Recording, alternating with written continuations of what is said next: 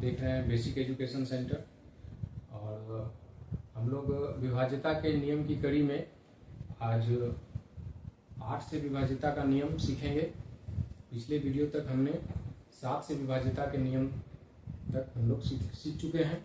आज हम लोग 8 से विभाज्यता का नियम सीखेंगे कि कोई भी दी गई संख्या, जो हमें दी गई संख्या हो, उसको हम लोग कैसे पहचानेंगे कि ये 8 से पूर्णतः विभाजित है।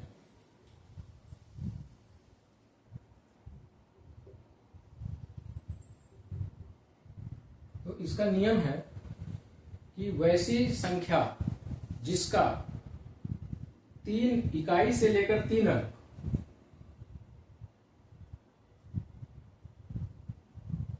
आठ से पूर्णतः विभाजित हो, यानी ये दी गई संख्या है मुझे, इसका इकाई से 3 अंक 512 आता है।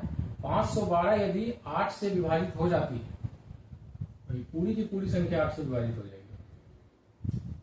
512 8 से विभाजित हो जाता है, तो इसका मतलब है कि ये पूरी की पूरी संख्या 8 से पूर्णतः विभाजित हो जाएगी। या कोई संख्या जिसका 3 इकाई से 3 अंक शून्य हो, यदि दी गई संख्या का इकाई से 3 अंक शून्य हो, इकाई से 3 अंक शून्य हो, तो ये पूरी संख्या हमारा 8 से पूर्णतया विभाजित हो जाएगी।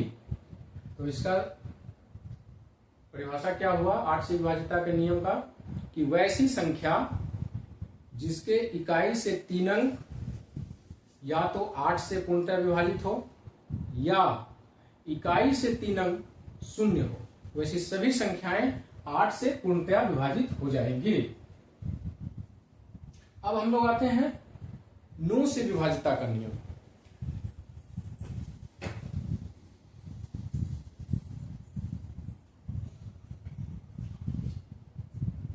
नौ से विभाज्यता का नियम तो हम लोगों ने पिछले वीडियो में देखा था 3 से विभाज्यता का नियम। 3 से विभाज्यता का नियम था कि दी गई संख्या के अंकों का योग यदि 3 से पूर्णतः विभाजित हो जाती हैं तो वैसी सभी संख्याएं 3 से विभाजित हो जाएगी। तो 9 से विभाज्यता के नियम में भी सेम फॉर्मूला है कि दी गई संख्या के अंकों का योग यदि 9 से पूर्णतः विभाजित होती हैं तो वो पूरी संख्या 9 से विभाजित हो जाएगी। अब दी गई संख्या मान ली जाए, हम लोगों को एक संख्या दिया गया है, ये संख्या दी गई है, इन संख्याओं के अंकों का योग देखेंगे, यानी 3 1 4, 6 4 10, 10 5 15, 15 3 18। ये संख्या मुझे 18 प्राप्त हुआ। अब ये 18 जो है 9 से पूर्णतः विभाजित है, तो इसका मतलब है कि ये पूरी की पूरी संख्या 9 से पूर्णतया विभाजित हो जाएगी। इसका परिभाषा क्या हुआ कि दी गई संख्या के अंकों का योग यदि 9 से विभाजित होती है तो वो पूरी संख्या 9 से विभाजित हो जाएगी। 9 से विभाज्यता का नियम हम लोग सीख चुके हैं।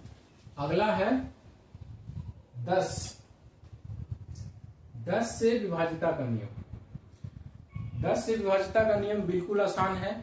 किसी भी संख्या का इकाई अंक शून्य होना चाहिए।